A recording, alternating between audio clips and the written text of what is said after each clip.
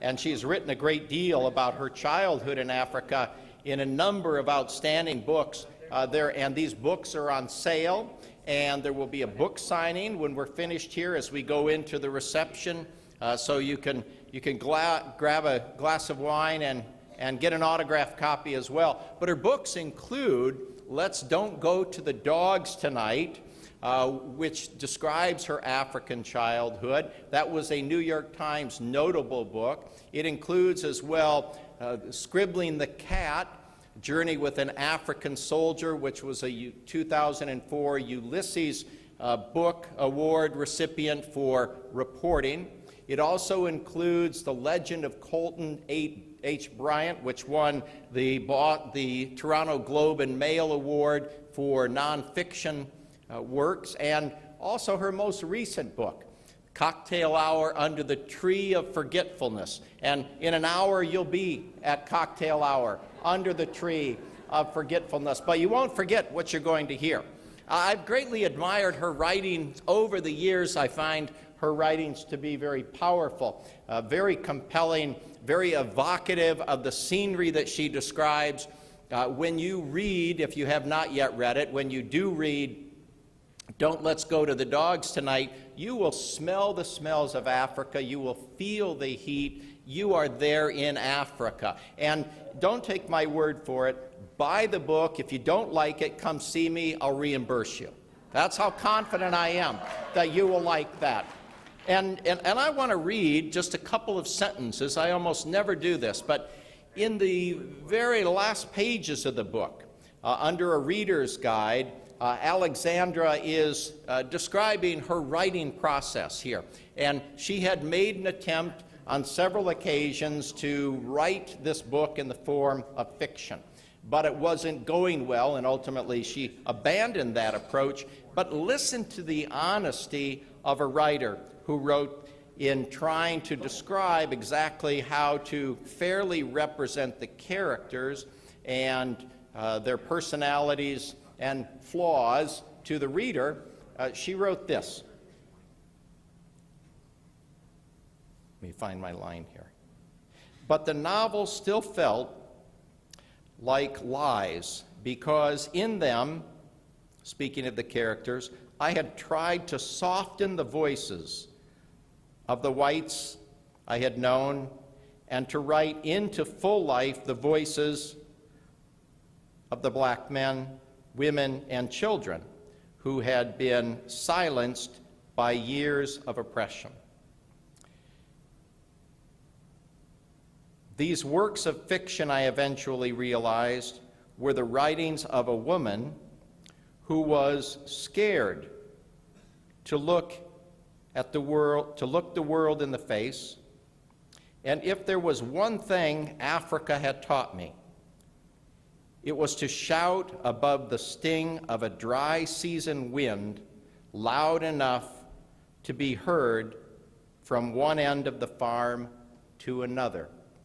And I read this sentence because her talk tonight, styled "The Only Taboo is Silence," is about every woman in this room and across Idaho and across America being willing now to raise their voices to demand the changes that need to be made in America to remedy the inequities and inequalities that plague the workplace. And so in just a minute, you're going to hear a woman raising her voice above the wind so that it can be heard from one end of the farm to another. Please welcome Alexandra Fuller.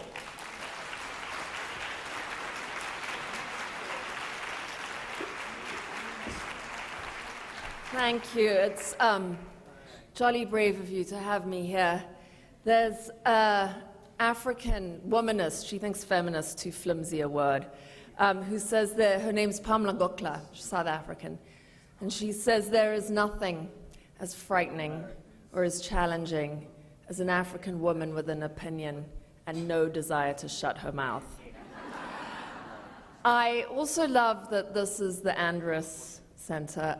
When I first moved to Idaho, the governor of Idaho was, I thought, wow, this can't be that bad. This guy's, he's out there protecting my reproductive rights and saving the Arctic National Wildlife Refuge, and everyone had warned me that Idaho was going to be, full of rednecks running around sort of stoned on cheap beer and deer pheromones. And which I'm okay with as well. I mean, that is my mother. She's like that. So I was fine with that too. But what I found instead was this remarkably progressive man, and then 1 year later, he was gone. And the thing is that I think the two are connected, and I wish I was more eloquent about making this connection, but there is a way in which we want to, in our culture anyway, we dominate, control, and extract from wilderness. We do the same to women. I know, I'm going to do that. Shut up.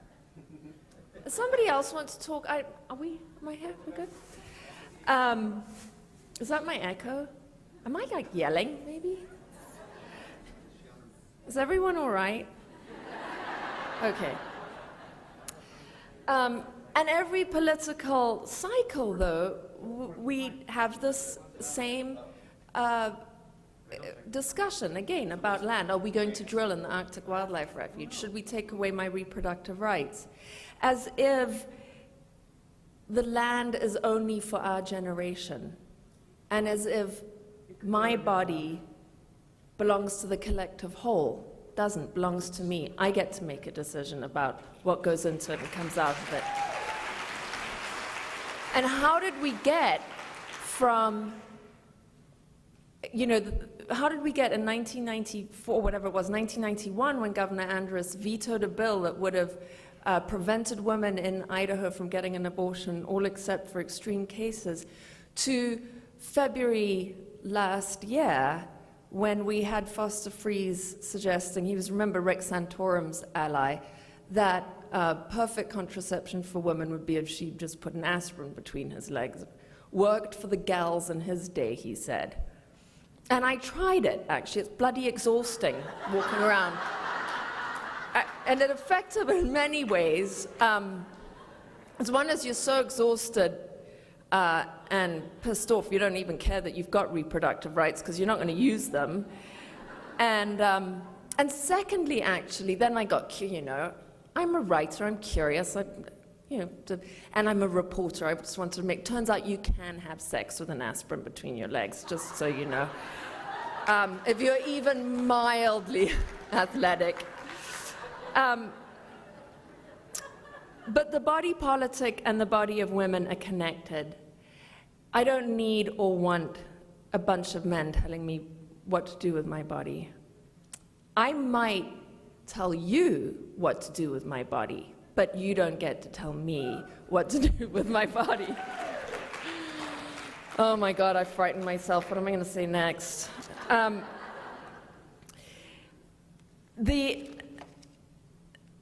The men in the room and who've been here, here's the thing too, men are right to be frightened of changing the status quo. I mean, so they've been taught for 4,000 years, I'm not very good with numbers, a long time anyway, older than my grandmother, they've been told they're in charge of us. Well, now that's going to change. That is terrifying. Same with land. Somewhere gave someone the interpretation that land was theirs to dominate and drill and do whatever to. Wrong, not right. But to change that, to say this wasn't put here for you to use and you to make money from, scares the crap out of it. Why would they want to change that system? And as a demonstration here of how powerful women are, it took 3 men last night to introduce Sandra Day O'Connor, which by my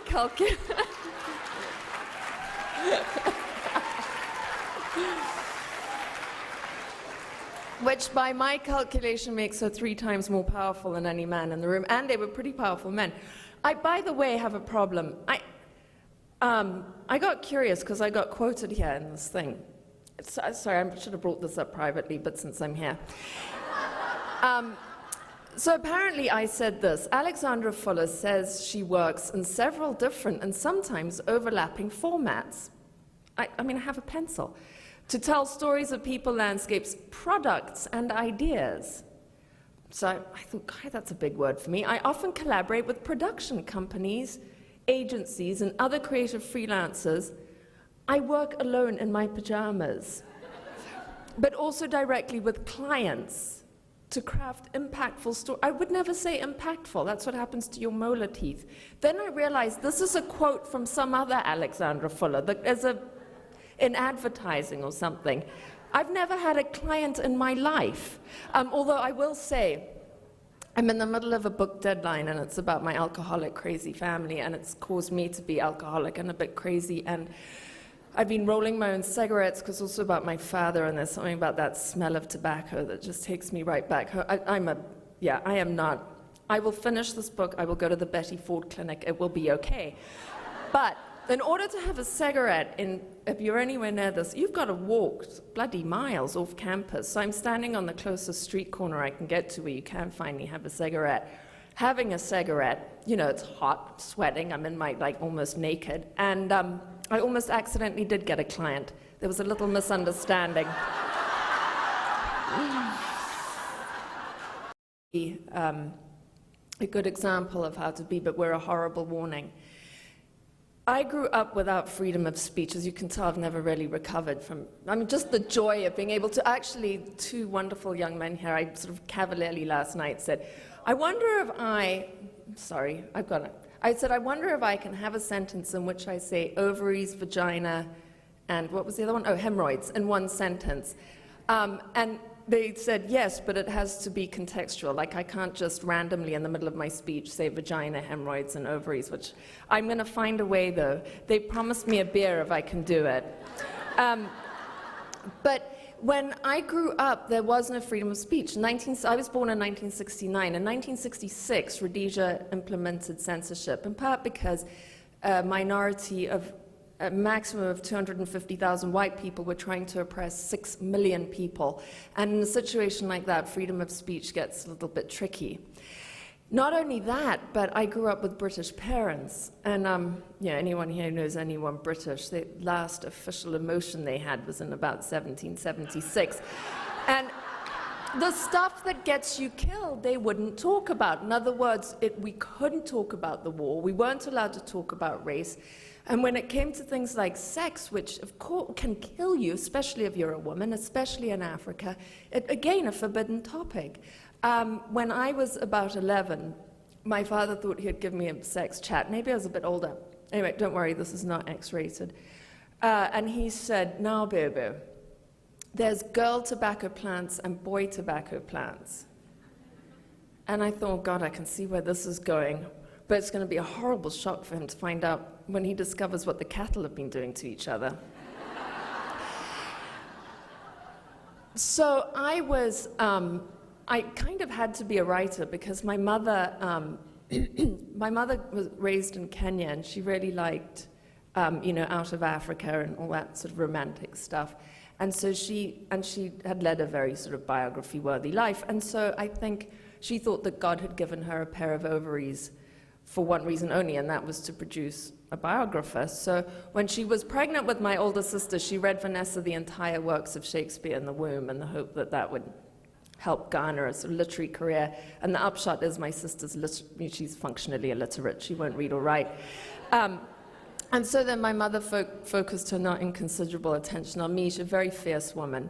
And she taught me when I was 5 in kindergarten, because there was a war going on in Rhodesia, and we lived on a remote farm, it was too dangerous to go back and forth from school. So we'd get these correspondence packets, and with English and mathematics in it.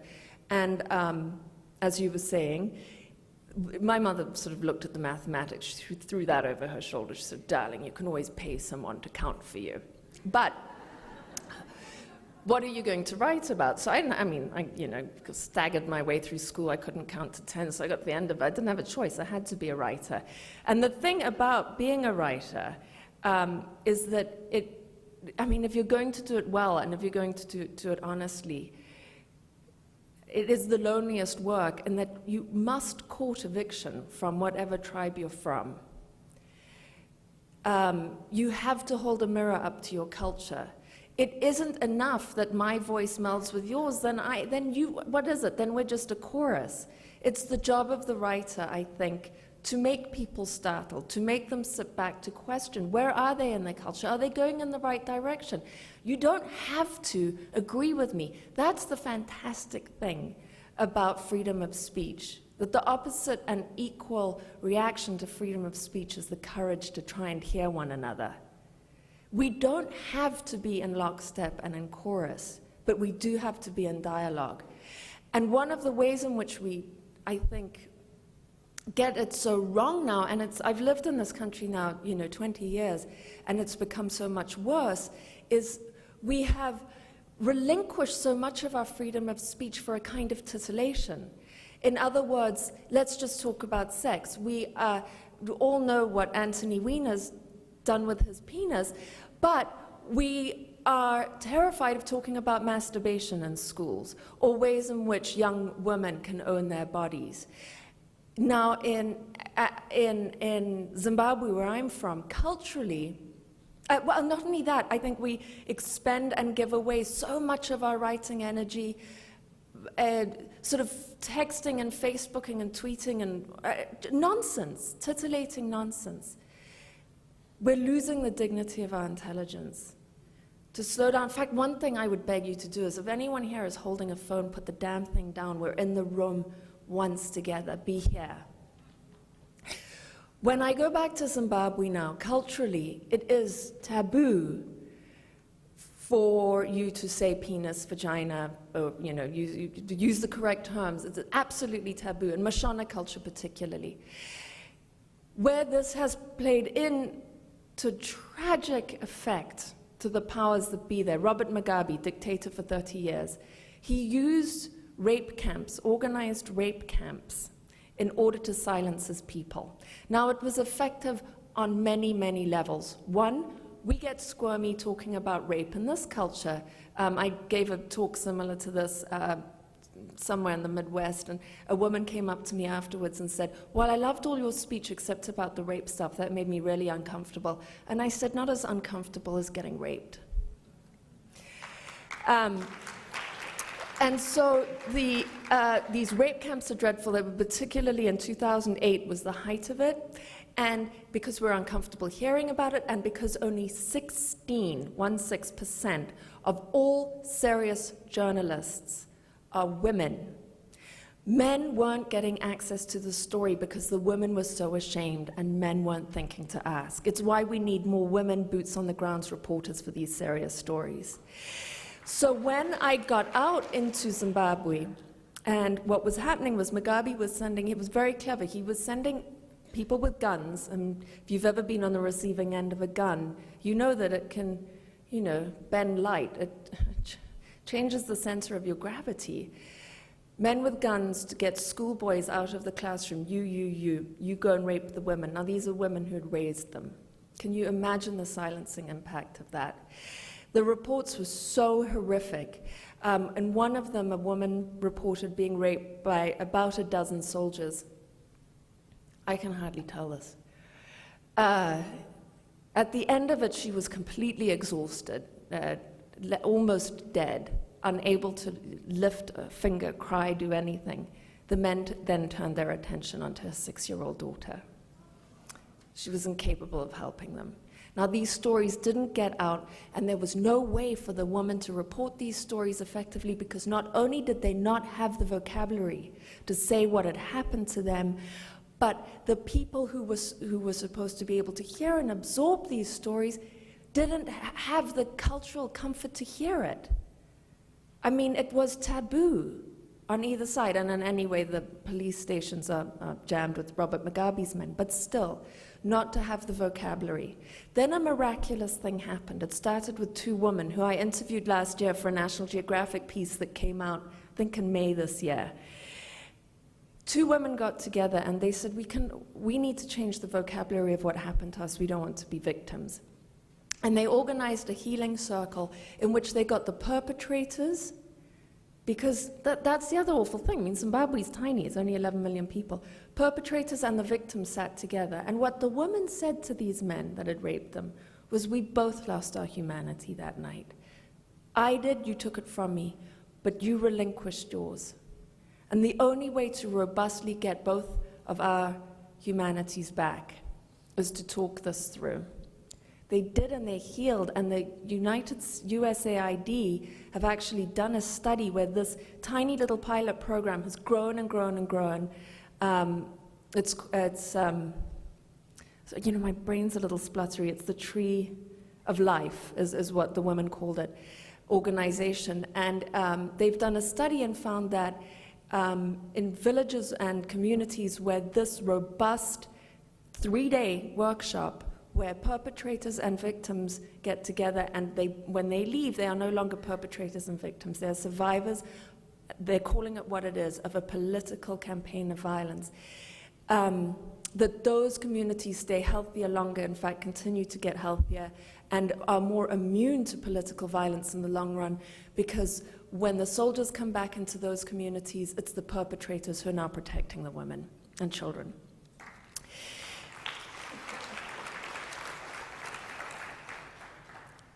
It's culturally not, it's culturally not popular to speak up. It doesn't matter whether it's in Zimbabwe or here. You're shrill or, you know, bitchy, or God forbid you're angry. And one of the things that happened as I'm over 40. I know I look 60. It's sun and smoking, and just don't live like me. In fact, I've started to tell people I'm 60, and they say, God, you look fantastic. But I saw, it was one of those awful things where someone put up a publicity photo that was bigger than, you know, that, right? And all I could see was this massive wrinkle that I had. It was back to your fabulous talk. Sexy Lies, I just loved everything you had to say. So I decided, right, I'm going to go and get Botox and deal with this frown line. First of all, it's bloody sore, A. B, I walk out, I can't frown. I'm like, that's my major facial expression, gone. What the hell? And I started to think about that. I mean, then I just looked like suspicious and hostile the whole time, because I had to use other muscles that I'd like this perfectly good frown that I had, and I can look really angry. Now what? And there's so much to be angry about. And so I couldn't wait for that. I even went back to her. I said, do you have something to make that wear off quicker? And when it wore off, though, what I realized is maybe, you know, what is it that, first of all, how unconscious was I that I would do that to myself, that I would that I would remove an expression from my body? And when I started to think about this talk today, I thought that's another way in which we silence ourselves as women. We don't allow ourselves to look angry because it is taboo for women to be angry. And what I loved in the earlier talk, Sexy Lies, is that women who show themselves to be angry in the workplace earn $10,000, you know, whatever, they get screwed over, right? But when you go to the coasts and do a talk, I mean, what's so difficult is people's expressions are unknowable. And particularly, you know, California and sort of on either of the coasts, you're looking out at a sea of identical faces. And I'm not critical of those women. I get it on some level. But what the hell? I don't know what you're thinking. I mean, I'm there being absolutely hilarious, or incredibly shocking, or I'm pissing them off, but I have no idea which of the three it is. And what I realized on some level is we're human trafficking ourselves out of our own bodies. And that is the worst kind of silence, because that's not being imposed on us. We're imposing it on ourselves, and because we're so frantic around this culture, we're terrified of what it means to look like a powerful, middle-aged woman who's been pissed off a lot her whole life. I've also laughed a lot and lived a lot. It's not just angry.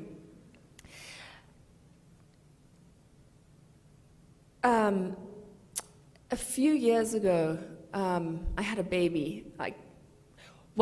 So 9 months before that, I drank champagne, dropped the aspirin, got knocked up, had the baby. And I had to do a talk on sustainability in some little rural library or something. And anyone here who's breastfed just knows that oxytocin, I mean, they could bottle that stuff and give it to politicians who would never go to war. Everyone's just groovy. And not only that, the patently ugliest creature that could possibly ever have come out of anyone's vagina due to my ovaries and given me hemorrhoids. Have I done it?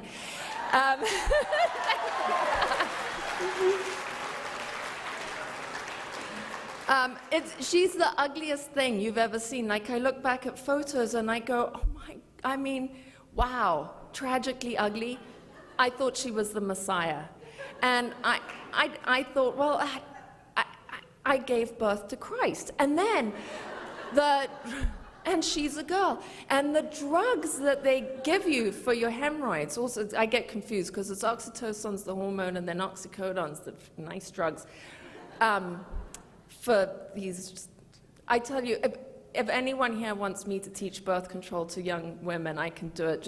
I'll show them photos of my hemorrhoids or describe them in graphic detail.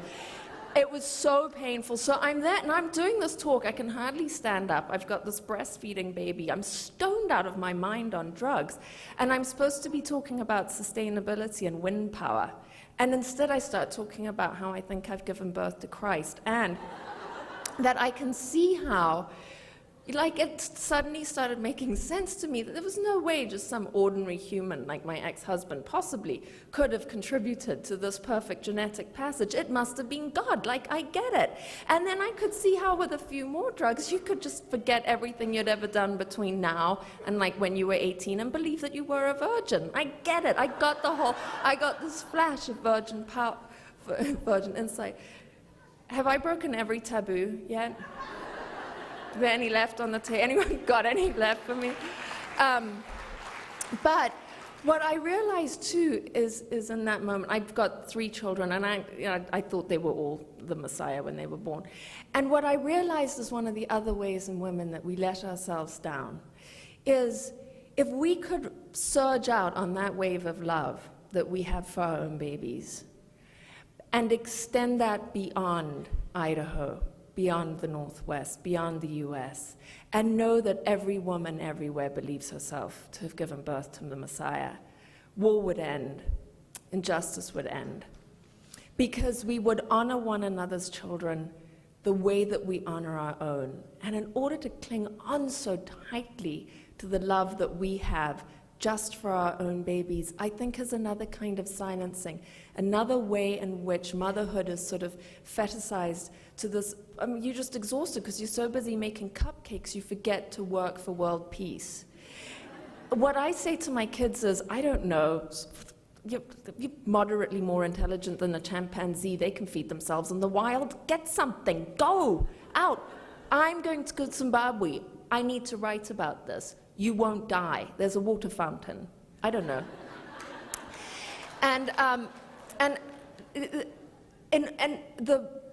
But I would get into trouble for this, not surprisingly. It's not that I'm not proud. I'm actually a US citizen, thank God, because when I came over here and I thought everyone had freedom of speech, I sort of rather over-exercised mine. And I keep saying ex-husband, that's the other thing you got wrong in here, by the way, I'm not married. But it's not surprising either that the poor guy's an ex-husband. But we would go out to dinner, like always twice, because the first time I would offend everyone, and then I'd have to go back a second time to apologize and limp back because my husband had kicked my shins under the table so hard they were black and blue, so hobble back on crutches. And he said to me, you know, those of us who've had freedom of speech for a while, like, we're a little more tasteful about using it. He said, you're like the nouveau riche of freedom of speech. But I loved it, and I was so excited. And I think that one of the things that happened was I began to realize that if I wanted to have a political voice in this country, I had to become a US citizen. And it was harder to do than you might think, in a way. I mean, it's a huge commitment to give up your nationality. And my nationality, as it happens, British. I don't feel very British. I feel much more Zambian. It's amazing how you get labeled in a way that you don't have any choice over.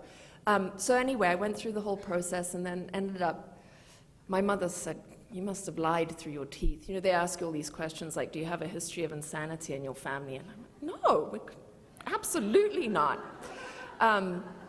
And so I get to the swearing-in ceremony in Kemmerer, Wyoming, and the most sort of dignified person they could find to do the swearing-in ceremony was the dentist. So he came along and he did the swearing-in ceremony, and it was me and then there were a lot of people from Guatemala, El Salvador, Mexico, and it was terribly emotional. For one thing, I had to renounce the prince, which I said, if you mean the chap with big ears, I can do that. But if you mean the guy who sang Purple Rain, I will not. But what the dentist said, and I loved this, was that I could tell in that room everyone had worked very hard to get where they were, and it was emotional for all of them.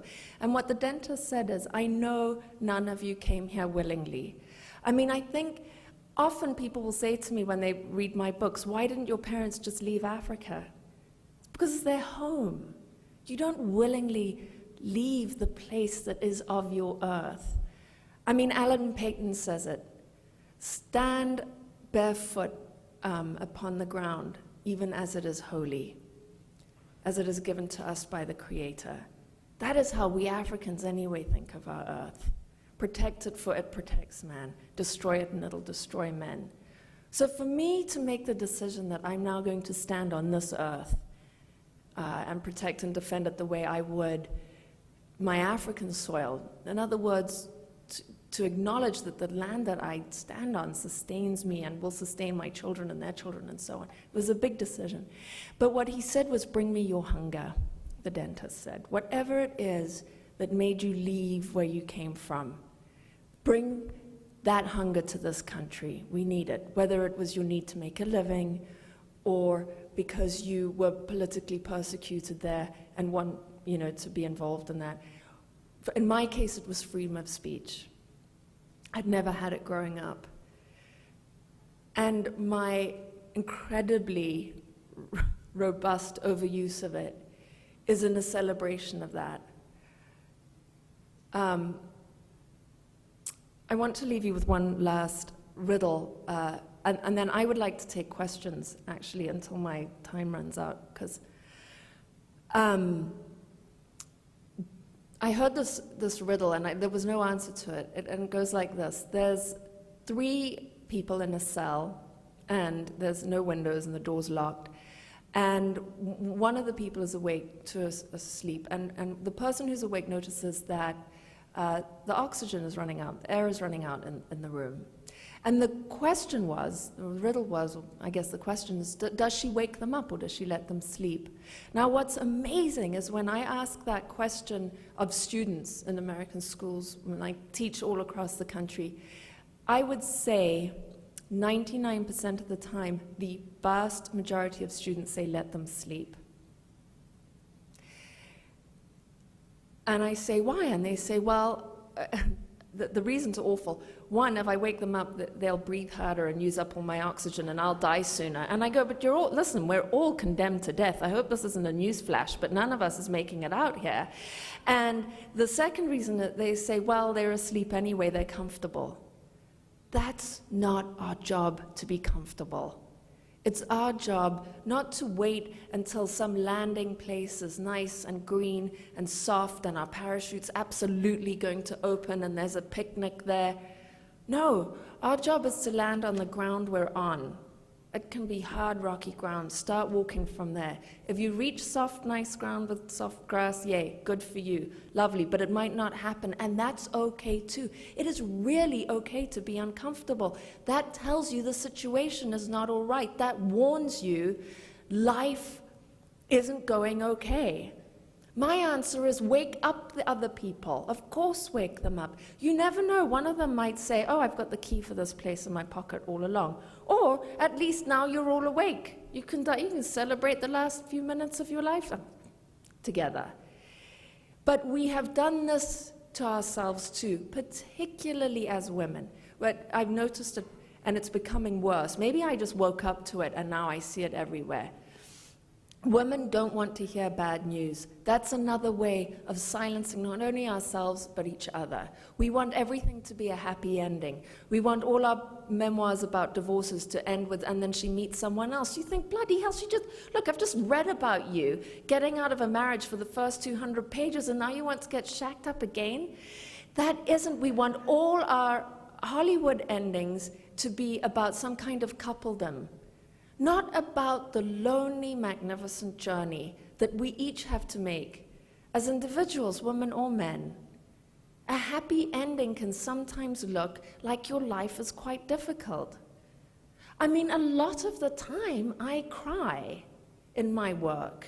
I mean, not like what I'm sitting there interviewing. I did read the basic sort of rules of journalism, but I'll go back to my hotel room and have a good sob.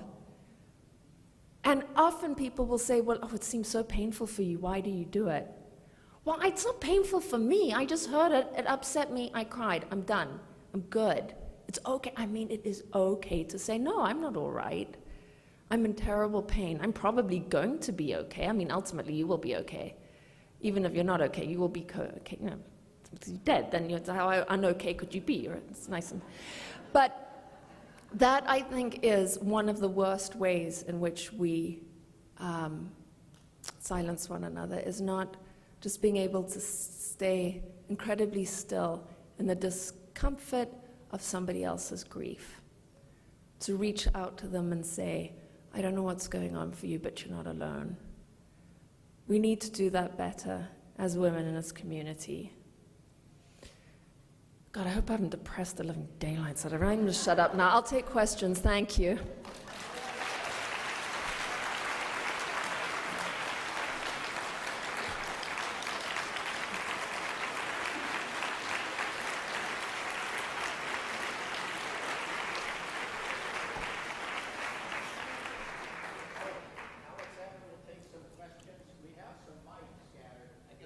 Just yell. But if you use them simply because we're recording this for the website and for the NSA. What's the NSA? Oh, they love me, man. They've been listening to my conversation for years.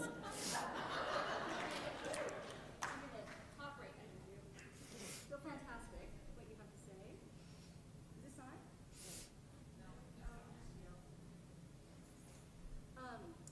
On now? Okay, so I don't know if this is the right question, but having spent some time in the Balkans after all of that happened, and then I was also in Africa after Truth and Reconciliation, I was so struck by the Africans' ability to reconcile.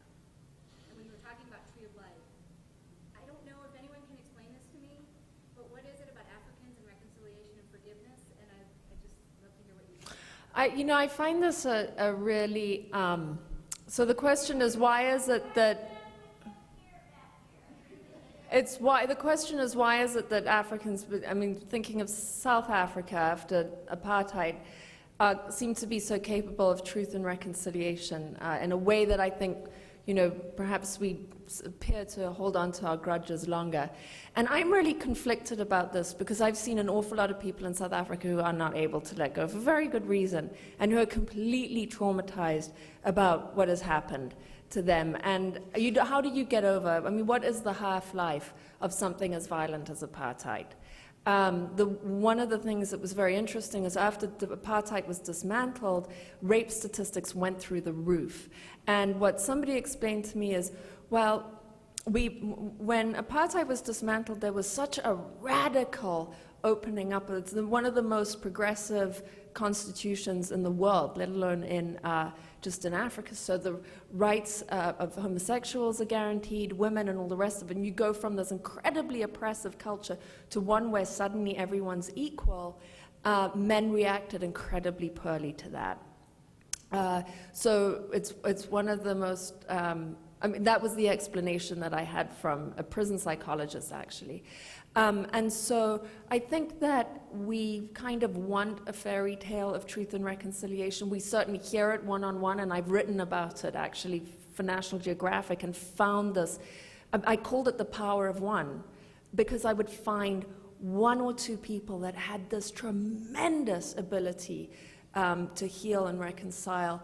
I think what happens, maybe our perception, is that the violence was so great and so terrific, we can't imagine ever being able to reconcile even one of us. They don't all go around in a pathologized, blubbering heap. But that's the difference between certain, a resilient soul and one that isn't.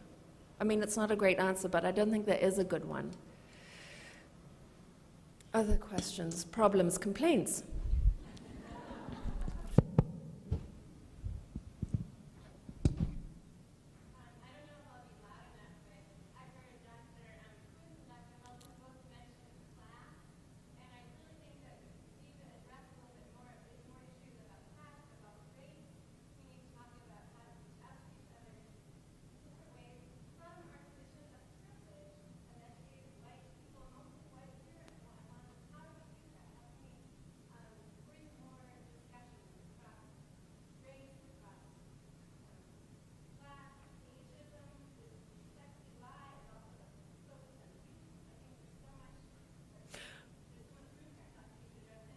Well, one of the things that is my mantra as a journalist, if I'm going out into the field, is to remember my privilege, always. And I think that that's true of, and so I'm really glad you brought that up. I am not, a feminist activist. I'm a feminist because I'm a woman. I don't really see how I'd have any other choice. So I have no sort of theory around that. But I do know that in practice, one of the things that I think one of the things that's required is an incredible amount of humility to hear one another and not to judge. I wrote a book a few years ago in 2008 about a Wyoming oil worker who was killed on the rigs. Wyoming has one of the highest death rates in the nation on the oil rigs. I'm sorry for people who've heard me talk more than once, because I can go on about this till the cows come home. And the great thing about being from Southern Africa is when you see injustice, you know it's injustice. You don't think, oh, this is just, no, it's our right to make money, blah, blah, blah. Oil workers are getting killed at this incredible rate. There's oil companies in Wyoming are immune to persecution. They would more or less have to walk on the rig and shoot someone dead with a gun to get so the boy that I wrote about fell from a rig that had no rails, and the company that killed him was fined a little over $6,000. Now, in order to write about him, I sort of knew that if I went on about the injustice of that, it would put everyone to sleep, and certainly the people who I was trying to reach, which was other Wyomingites. But in fact, I had gone after the story because I was concerned about the environment and realized that was a non-starter. And I thought, well, maybe if I show them they're killing their cowboys like flies, that might have some effect. And but in order for me to do that, I had to undo every single thing that I thought I was. Because here I was writing about a 26-year-old Wyoming, roughneck who had been raised in Evanston. He barely had a high school education. In fact, once other writers will recognize this frustration, you start going down the internet black hole. I put everything I thought I knew about Colton in a Google search, hoping that the book would just materialize out of my computer. So I wrote, roughneck, hunting, shooting, fishing, pickup truck, Mountain Dew, pressed search, and it said you might be a redneck if. And Colton was a practicing Mormon, which I did not have very much experience with. And I found myself absolutely brought to my knees getting his story, because I had to dismantle everything that I thought I was. And I think it's the same in any movement. I mean, I just see this transsectionality. I don't really care if it's the environment, or if it's the right for people to marry, or if it's the rights for wolves to roam, or for us to have predators. Anything that frightens or scares us or looks a little bit alien or different, stripping down your own identity and the things that you are so attached to. I mean, your labels are always self-protective, I find. So if I'm walking around with all my labels that say I'm this liberal, feminist, vegetarian, blah, blah, blah, how can I hear you when your labels are done? Instantly, we've just set ourselves up in polar opposites. And I think when we say that woman is of a different class, blah, blah, blah, than I am, we've already stopped hearing each other. We've gone past one another. Accepting one another on face value, though, takes an incredible amount of training. I've been trying to do it for 20 years and I fail a lot. We do judge one another. I have to say that I became so outraged by the ways in which the drilling was happening in Wyoming and how little was being done to protect the men who were on the rigs and to protect the environment on top of which this hydrofracking was happening, that I decided to really exercise my freedom of speech and organize a peace ride out onto the oil field, this beautiful upper Green River Valley, which is being drilled. And my parents happened to be staying with me from Zambia, and they're so right-wing that, I mean, my mother makes Attila the Hun look like Oprah Winfrey. And so I now have to break it to them that and what had happened was I'd gone into the Bureau of Land Management and I said, how do I protest what's going out there on the rigs? I want to organize a protest. And he said, well, you can't because it's being leased by oil companies. Even though it's federal, I mean, isn't this my land and your land and all that whole song? And he said, no. And so he said, you can't go and park your car out there. And I mean, there's a big list of things I couldn't do. And but then as I was walking out the door, he made two mistakes. He called me little lady. He said, but little lady, this is Wyoming and no one can stop you riding a horse anyway, because open range, right? So I get every cowboy I know and everyone with a horse, and we are going to ride out onto the oil patch and just slow it down for a day, wave our little placards, peace, not war, no oil for blood, blah, blah, right? And so I roped all my children, and I'm going to rope my parents into it. I don't know how quite I'm going to break this to them. So I say, we're just going to go for a nice ride with friends. And so we go out to the Pinedale BLM office where we're parked, and I'd also had to ask permission from Highway Patrol and Center for Disease and Prevention, and I don't know, you have a list of number of people I had to inform that I was doing this. I get there, and there is a cop unit, man, flashing, and my mother so she loves men in uniform, and the cop gets out and he's got bulletproof vest and he's got a waddle because he's got a gun strapped to every appendage, and so my mother's making a beeline for him. I can see this isn't going to go well, so I get her on a difficult horse, keep her occupied. But my father, now my parents have clued on why they're there. They're so furious. My dad does not believe, neither of them big fans of peace. So they walk up to this cop, and they're like, I mean, I do love my parents, but we have difficulty sometimes coming to agreement politically and in many other ways. So my dad goes up to this cop, and he goes, look, I'm dreadfully sorry. We've also been trying to shut her up for about 38 years, and let's see what you've got in your arsenal, shall we? Taser should just about do it. Good shot in the left buttock from here, I would have thought. And the cop felt so sorry for me. He came up to me and he goes, oh my goodness, no wonder you ended up being such a weirdo environmental. Thank you.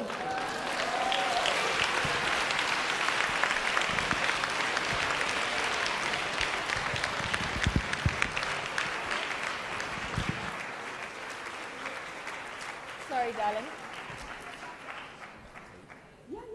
Well, thank you very much. That was certainly stimulating and provocative. And did I say provocative? So let's retire to the reception, an opportunity for book signing. The bar's open. In front of the Jordan Ballroom, by the way.